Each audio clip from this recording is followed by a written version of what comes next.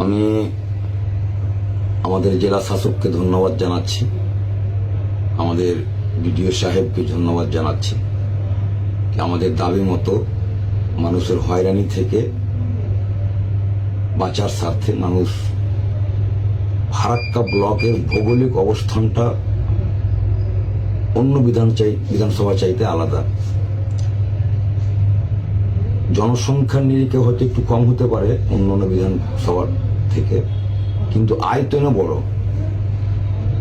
আমাদের এই মহাদেবনগর, ধুলিয়ান লাগোয়া মহাদেবনগর বিডিও অফিস যেতে হলে প্রায় 20 থেকে 25 কিলোমিটার যেতে হয়,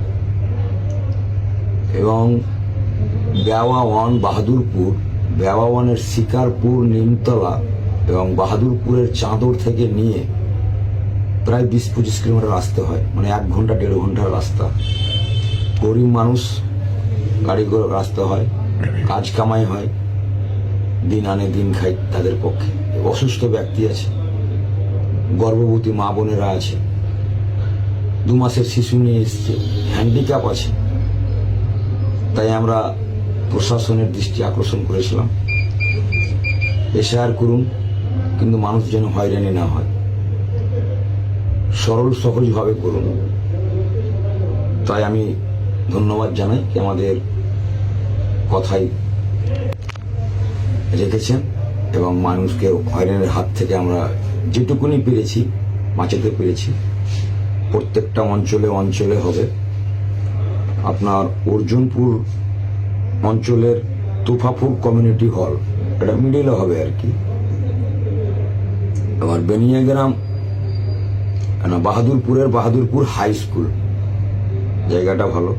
বেনিয়াগ্রামের বেনিয়াগ্রাম গার্লস প্রাইমারি স্কুল, বেওয়ানের ঘোড়াইপাড়া Rathibala primary school, Bewa 2 Dahitpur primary school, Farakka barrage and NTPC, Farakka BDO অফিসে, ওটা নিয়ারেস্ট আছে, তার জন্য বিডিও অফিসই করা হয়েছে।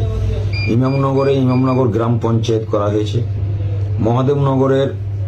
মহাদেবনগর প্রাইমারি স্কুল করা হয়েছে। মহেশপুর নূর মোহাম্মদ বিশ্বাস স্মৃতি স্কুলে করা হয়েছে, MSK যাকে বলে।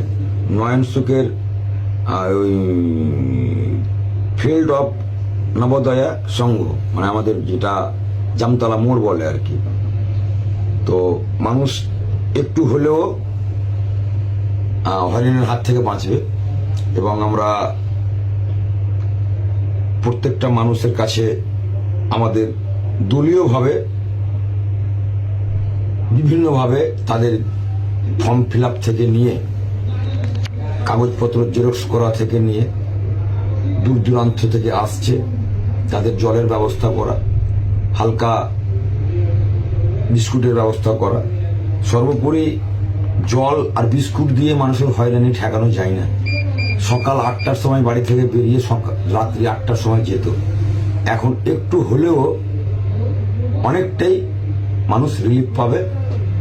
এবং আমাদের শাখা সংগঠনের যা মেম্বার বা পদাধিকারী আছে, আমাদের সকলে মিলে সহযোগিতা করে আমরা কাল থেকেই, মানে অর্থাৎ 27/1/2026 প্রত্যেকটা অঞ্চলে অঞ্চলে এই হিয়ারিং এর কাজ হবে। আমরা সর্বোত্তভাবে মানুষজনের পাশে আছি। এখানে দেখুন, এখানে আমরা পার্টিকুলার কোনো পার্টির হয়ে নয়, মানুষ বিপদে পড়েছে, মানুষ হয়রানি হচ্ছে।